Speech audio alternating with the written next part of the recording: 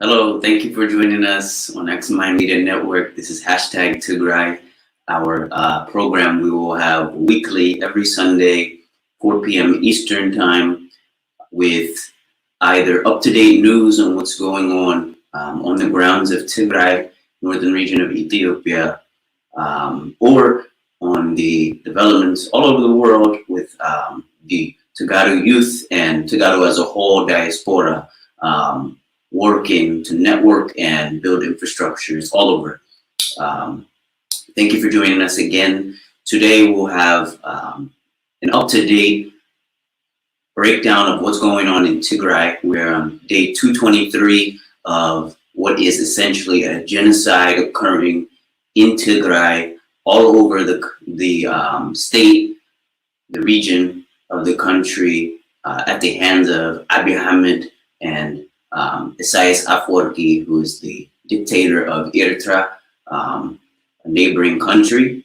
It's been labeled as a law and order operation, as stated if you've watched our program before.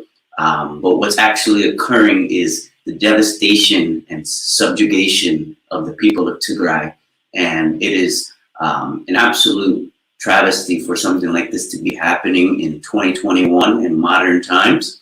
But unfortunately, this is where we find ourselves. So please share with people who speak English, obviously, who can use this information, who are either connected to Ethiopia or Tigray, or are related just in the sense of they are compassionate human beings who can use this information and join us in speaking for the people of Tigray who cannot speak for themselves currently, as we are, as I stated, day 223 of this, which is closing in on 8 months essentially of no telecommunications, complete telecommunications blackout, and the infrastructure of Tigray has been devastated at the hands of these two non-democratic leaders of, as I stated, Abiy Ahmed, who is the unelected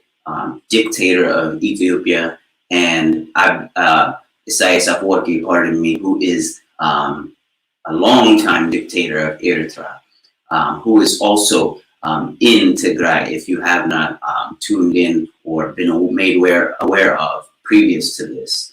So we're going to touch on up-to-date recent articles. This is fact-based information that's out there. This is not anything based off of feelings, aside from the fact that all human beings, all people around the world should be devastated by what's occurring on the grounds of Tigray, especially as I stated in modern times.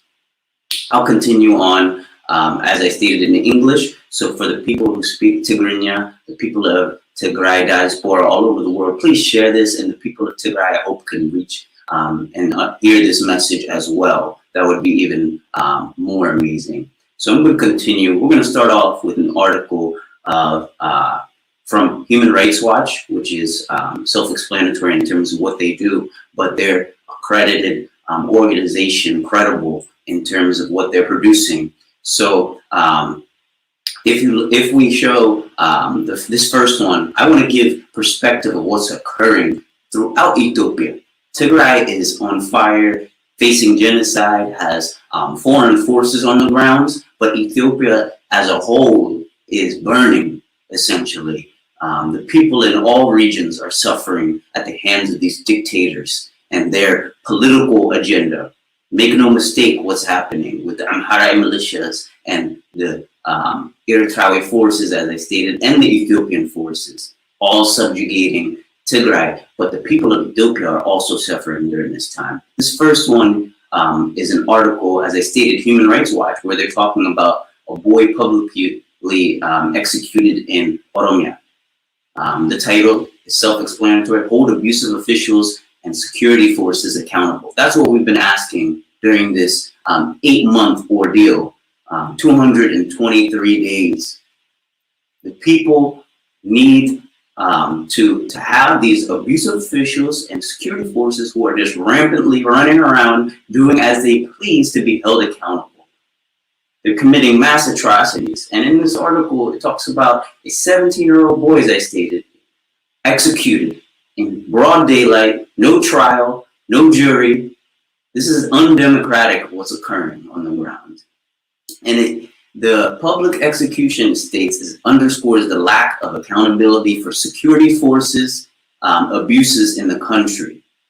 This has occurred on May 11th, and of course, even though the telecommunication blackout does not extend to all of Ethiopia, the news is slowly coming out in other parts. So this is from May. This is about a month ago, where security forces are taunting this young boy and essentially executed him in public, as I stated. This is absolutely disgusting. Talks about Ethiopian authorities' execution of a teenage boy shows astounding disregard for human life. This is Ms. Bader. She is Horn of Africa Director at Human Rights Watch. The callous way that security forces and local officials filmed and then publicized this horrific event demonstrates that these authorities believe they can act above the law without fear of consequences. This is what we've been fighting for the world to be aware of. This is what the people of Ethiopia, not just Tigray, are facing, but the people of Tigray are facing this from all regions, all angles, as I stated. And this, they continue on talking about Western Oromia has been the site of a 3-year-long conflict between federal and regional government forces. Sounded oddly similar to what's going on in Tigray. But what I want to touch on here is really what the witnesses are saying. These are witness testimonies.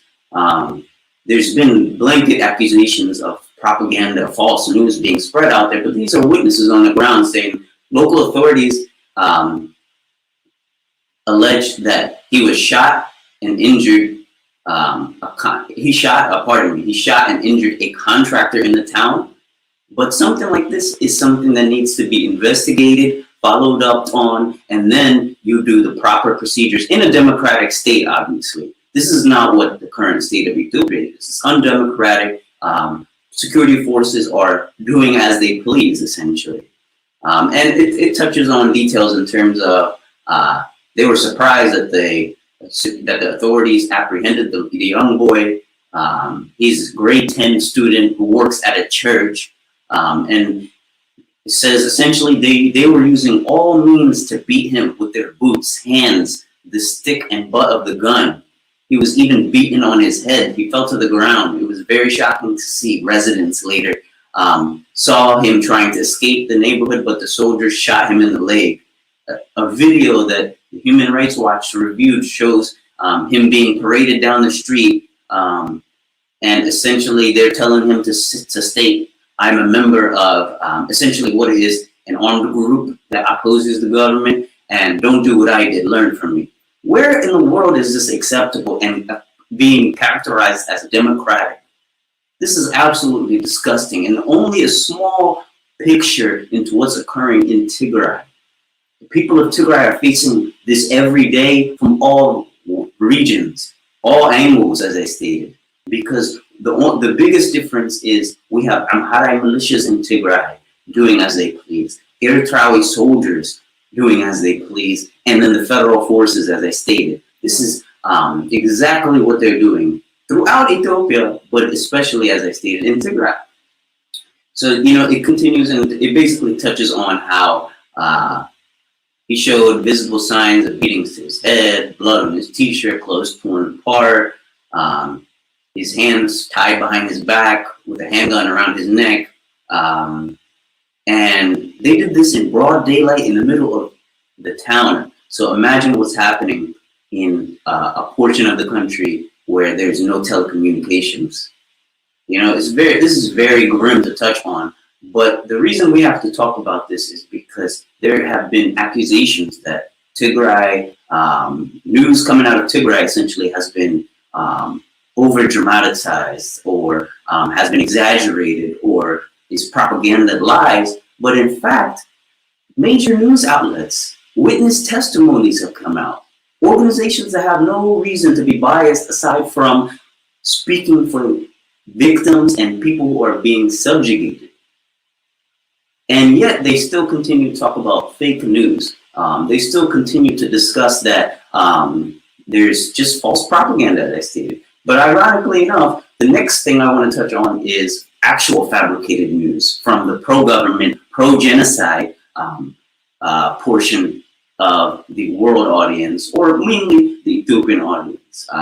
So I'm not, some of the Tagaro who are watching may be familiar, but others may not. So when the title here reads, Japan sides with Ethiopia over US visa decision, false. So what they're talking about here is when the US a couple weeks back decided to say, hey, what's occurring in Ethiopia is unacceptable. We're going to create US visa restrictions, as you see on the screen here, which came from US Secretary of State Anthony Blinken, which you can see on the screen here in May 23rd. Okay, so a couple weeks, as I stated, there was a Facebook post claiming that Japanese Prime Minister had vowed to stand by Ethiopia and criticize the U.S. decision as illegal.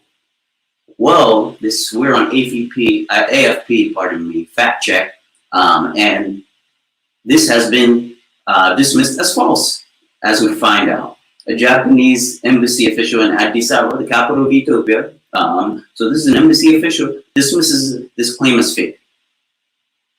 This has been shared more than 200 times, it says, and it was written in Amharic, basically saying U.S. must stop falsely accusing Ethiopia in order to further its own interests. And the reason I'm showing this is not to continue to push hate speech, pardon me. But what I want to emphasize is the side that is claiming that genocide is okay and that the people of Tigray deserve this or should stay quiet as the government does as it wants and invites a foreign entity into their country and allowing them to loot their region, is stating your witness testimonies is not true. CNN is fake news, or Reuters is fake news, or Human Rights Watch is incorrect information and bias. But they're actually, the pro-government, pro-genocide side is pushing these fake articles that you see here, these fake posts about support from around the world. When in fact, the real supporters in the world are the fascist governments in the world, such as, which I'll touch on in the next article, Russia and China. In what mind, who can say this is common sense that we are a democratic state pushing for democratic elections and want to be democratic people, but all of our allies are fascist and dictator, strong-arm governments? How does that even make any sense? But that is not for us to spend our time on. We have to speak for the people of Tigray and speak on fact-based only information. So let's continue on. This is an article, Human Rights Watch again. G7 leaders cannot ignore Ethiopia's looming famine, and talks about how we talked on our last episode on this program about there was a summit in England occurring with the G7 leaders, which is 7 large countries, Western countries essentially in the world, meeting to discuss various topics, and also the director of WHO, World Health Organization, Dr. Tedros Adhanom actually was invited to join as well, but it's a conference essentially that we need to get their attention, June 11th through 13th, where we needed to get their attention and tell them what's occurring the people of Tigray are facing is unacceptable, and the world cannot stay quiet, and we need action because concerns and feelings can only get us so far. So it talks about how the UN has said 350,000 people in Tigray are starving, millions more at risk. And this is, again, the director, one of Africa for Human Rights Watch, Ms. Bader, continues and she talks about, as I stated, millions are at risk of famine. Previously, we've talked about this. In fact, I think millions are facing famine currently. And unless assistance is promptly provided, she states, the UN Children's Agency, UNICEF, that has stated 33,000 severely malnourished children are at high risk of death. Read that again for you. 33,000 severely malnourished children are at high risk of death, not high risk of starvation, death. They're telling you. Obviously, starvation entails death, but death, they're telling you, this is only in a region where there's no telecommunication. It's a blackout, essentially, a war zone. Genocide is occurring where information is slow to get out. They know 33,000 are severely malnourished. How many children and old people of Tigray are unaccounted for in this, facing death due to the blanket bombing that's occurring on the region? So it continues, talks about the Ethiopian government disputes these findings, only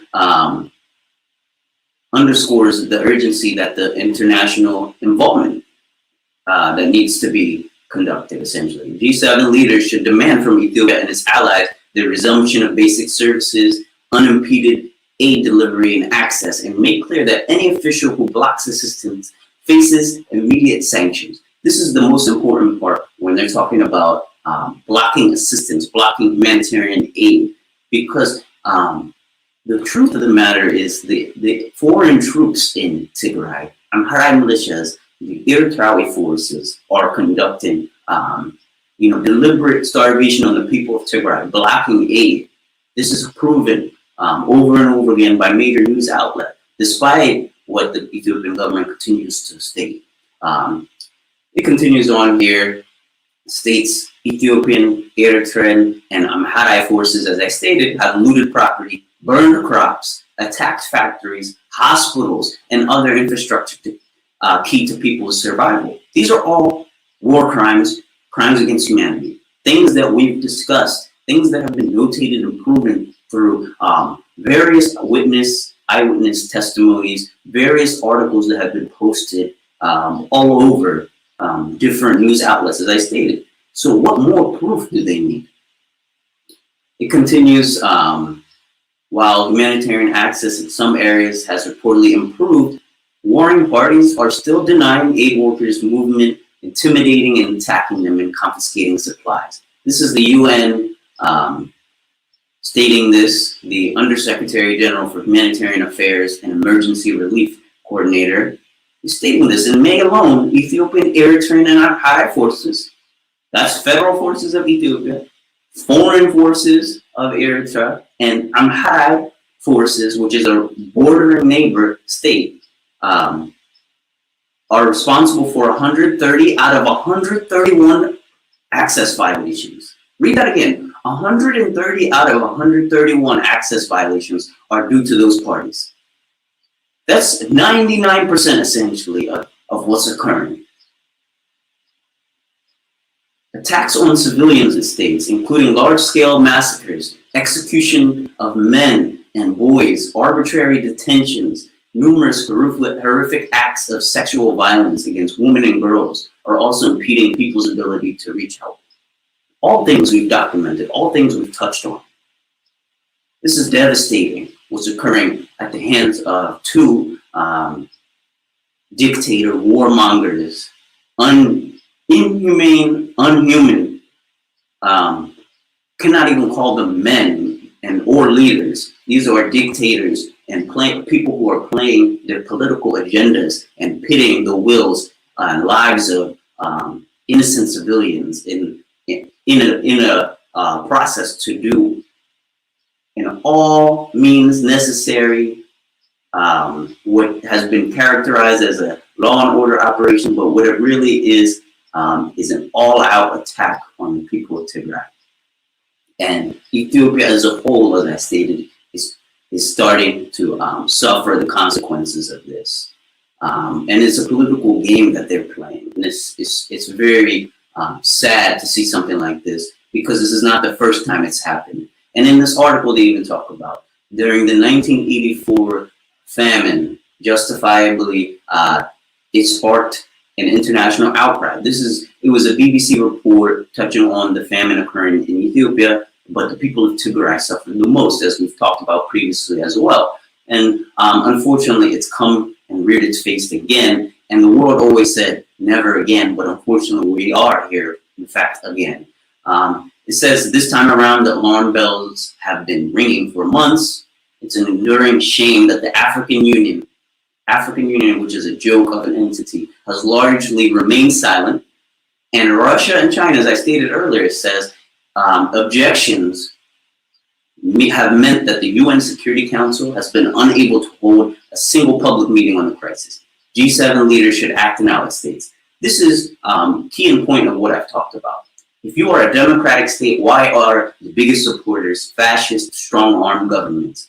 Abiy Ahmed, unelected leader of Ethiopia, and the true cause of the famine in Tigray currently, needs to answer this question. He has fascist supporters because he is a fascist leader. It's fact. And as this article is touched, we need the G7 leaders who are commencing this meeting June 13th. We need them to speak and not only speak, but come with strong, certifiable action to end this unjust genocide on the people of Tigray.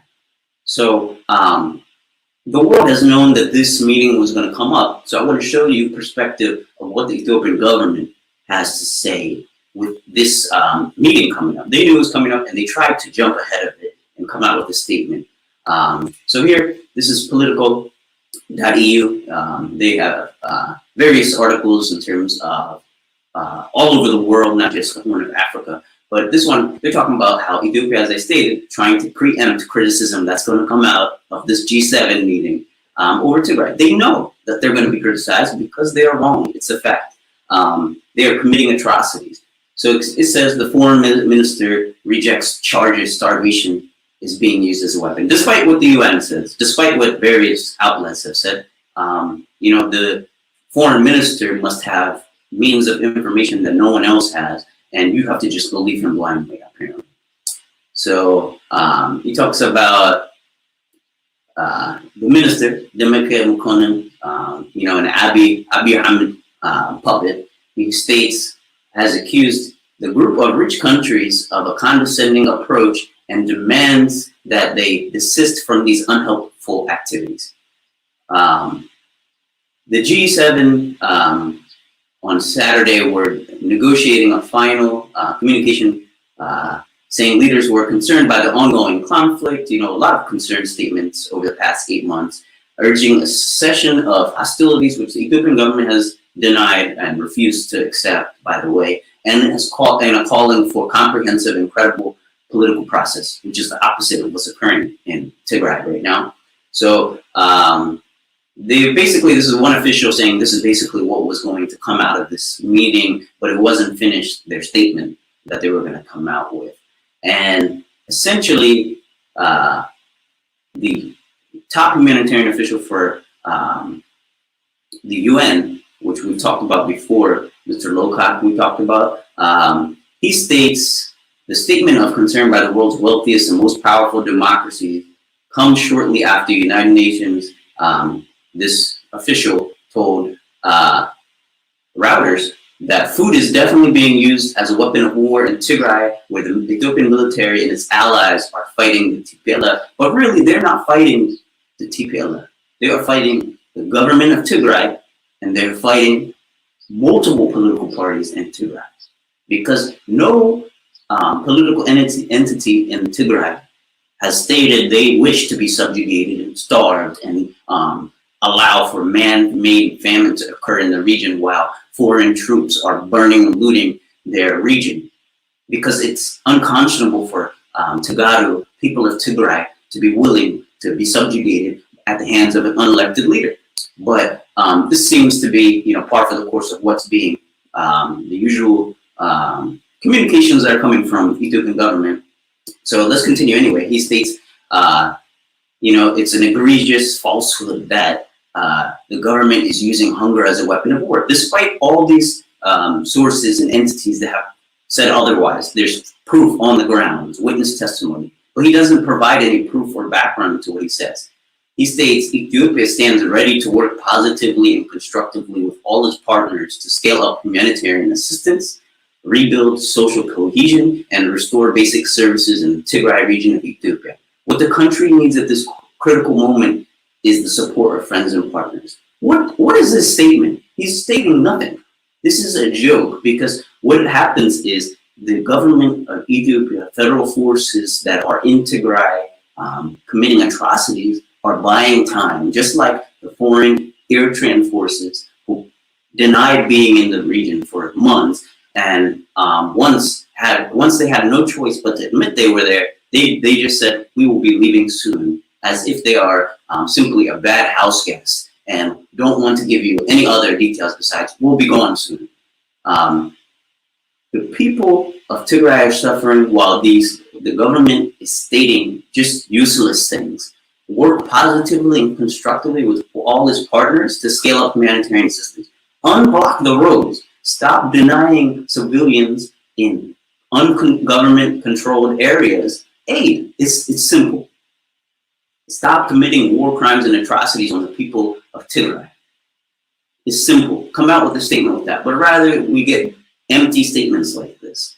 And it's a travesty that in 2021, as I stated, these kind of things are being said by the federal government of Ethiopia, which is supposed to ensure the safety of all Ethiopian citizens. And Ethiopian citizens, up until November 4th, when they decided to commence with this fake law and order operation, were citizens of Ethiopia. And citizens of Ethiopia, tax-paying citizens of Ethiopia, deserve to be protected, no matter what operation is occurring. But instead, what has happened is the deliberate starvation, the deliberate manipulation of telecommunications, the deliberate, raping, pillaging, and absolute just blanket bombing of the people of Tigray.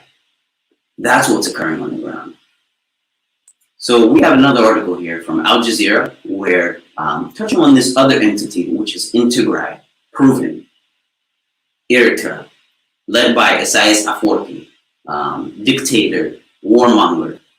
Over 30 years or so of his reign of Eritrea, he has started various wars, started various missions of committing essentially atrocities on his own people, but also now the people of Tigray. So he basically what they're stating is Eritrea's foreign minister blames the U.S. for destabilization in Ethiopia's Tigray, accuses Biden administration of stoking further conflict and destabilization in Ethiopia's north, basically pushing this agenda, which you see in this picture here, hands off of Ethiopia, let Ethiopia handle its own issues. But the problem with that statement is what? Eritrea is not a part of Ethiopia. Eritrea is in fact on the grounds committing a lot of these atrocities, and has been proven that their soldiers are playing part of the genocide, stealing, looting, pillaging everything from the people of Tigray, whether it be doors, utensils, burning crops. They have been proven to be on the ground, but they're asking the U.S., not asking the U.S., pardon me, they're blaming the U.S. for what's occurring. The U.S., who does not have troops on the ground. Eritrea is in Tigray blaming someone else for what they're doing. It's a joke. So it continues that the U.S. administrations have supported TPLF for 20 years, and basically the current conflict in Tigray currently, they've also been blaming Eritrea for the fighting, which is unfounded, and that they are just continuing their par for the course support of TPLF, they're stating. In a letter to the UN Secretary, as I stated, he said all of those statements in terms of furthering conflict and destabilization, then he says they are attempting to resuscitate the remnants of the TPLF regime. This is a joke. He states, so the article gives you some context here. It talks about TPLF led Ethiopia 30 years, part of EP, the overall governing coalition, but led is more or less accurate, and talks about how Abiy Ahmed unelectedly came to power in 2018 and alienated TPLF, gives you background story into how Abiy has made this story that the Northern Command was attacked, and that's when this war really started, when in fact there's been proven time and time again by satellite images, by foreign entities which had surveillance information and intelligence reports come out stating there was already a plan to start to infiltrate Tigray previous to this attack. So continue saying that although Abiy Ahmed promised the military operations would be brief, we're nearly 7 months, it's actually about 8 months soon. The fighting continues and atrocities are proliferating and world leaders are warning of a humanitarian catastrophe. The catastrophe is here, I hate to say it. It says thousands are estimated to have been killed in the war, and a third of the region, 6 million people, are fleeing.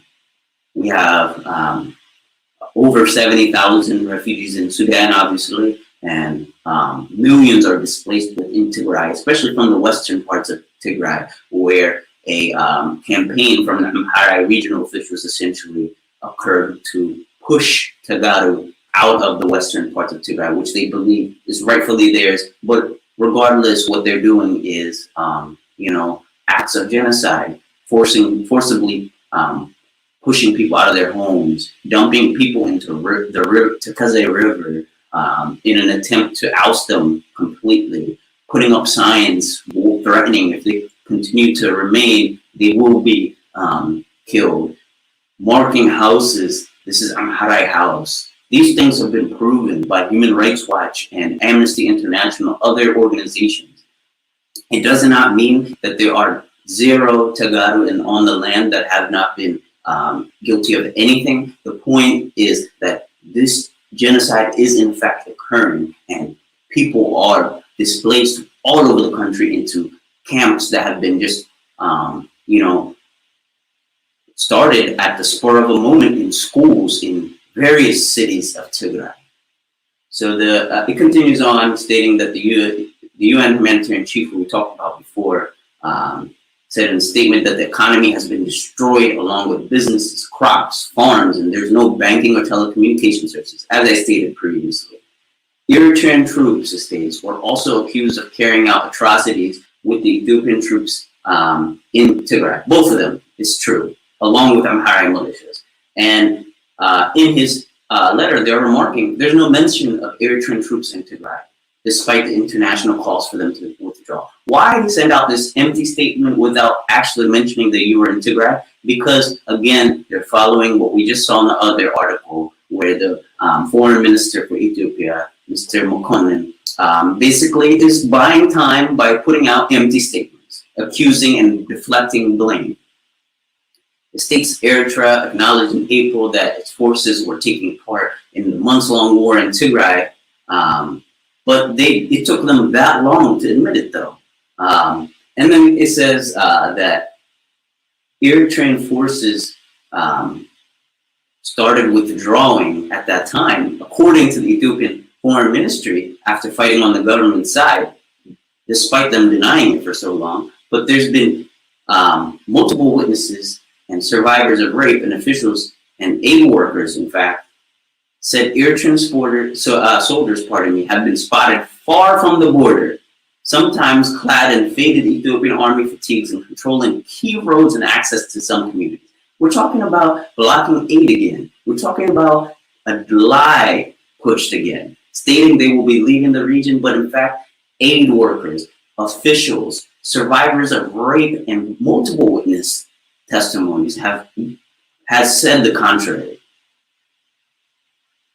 In April, it says Eritrean soldiers opened fire on civilians. This is not TDF, TPLF soldiers. These are civilians in Tigray, killing 3 people, wounding at least 19. This is one incident in April, according to the global rights watchdog Amnesty International. It says the Ethiopian government considers TPLF fighters terrorists and have defied Abiy's authority. But recent atrocities appear to have increased support for TPLF. Again, this coincides with the fact of what I stated earlier. Abiy Ahmed's federal forces are fighting the Tigray government, the elected government of Tigray, or if you want to dispute the elections of Tigray, that's another thing. The bottom line is they are fighting the people of Tigray, devastating the people of Tigray. And in fact, Abiy Ahmed, fascist leader, unelected, is the true terrorist here.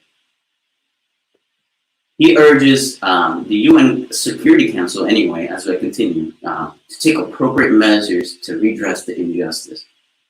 And he criticizes the US Department of State announcement on the visa restrictions, which we've talked on previously, for current or former Eritrean and Ethiopian government and military officials, saying it was only the latest in a string of unilateral acts of intimidation and interference. Less than 2 weeks ago, more than 10,000 Ethiopians also protested this stance on their country.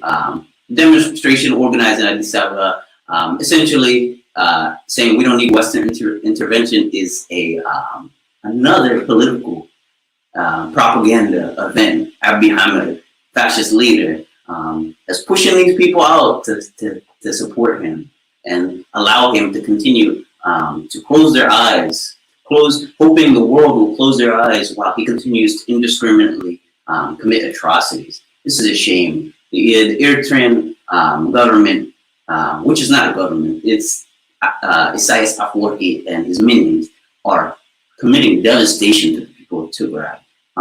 And they are absolutely culpable, along with the Amhara officials, as I stated earlier, Amhara militia forces and the federal army of Ethiopia, all culpable for what's occurring on the ground.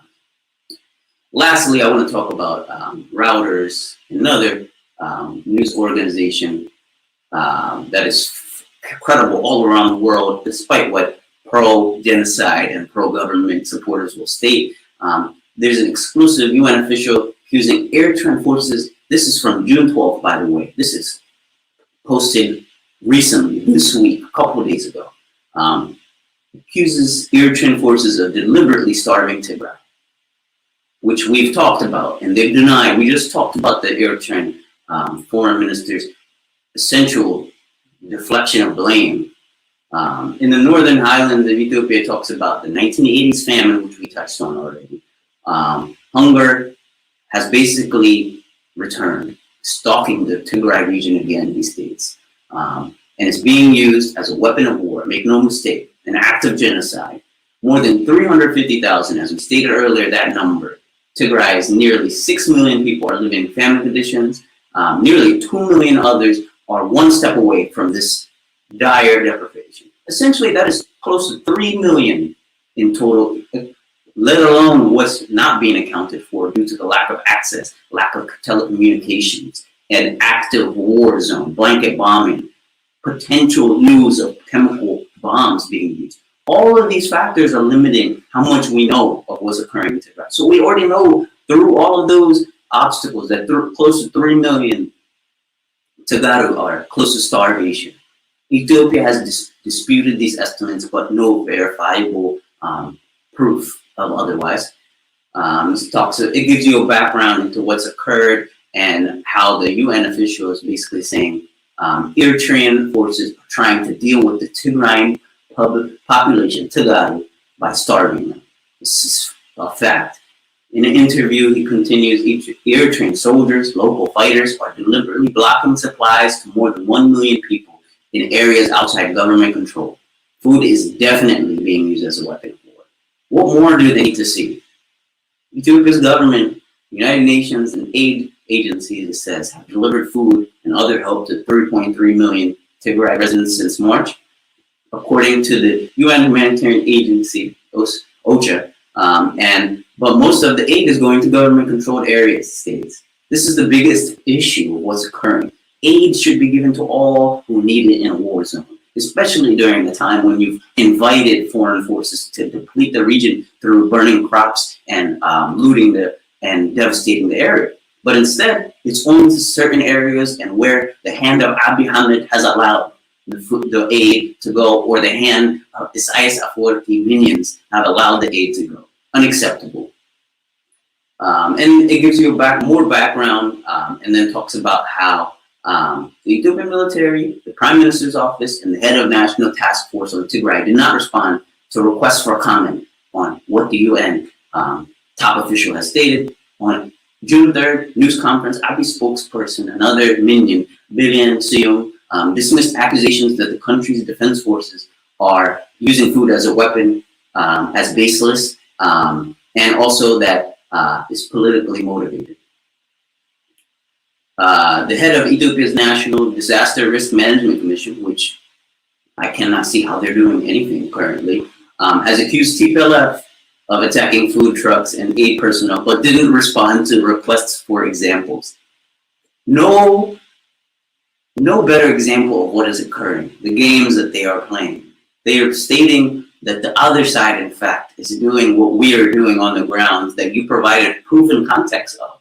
Remember the number, 130 out of 131 incidents of blocking aid have been at the hands of Ethiopian Amhara militia, federal forces, Ethiopian federal forces, as I stated, or Eritrean forces.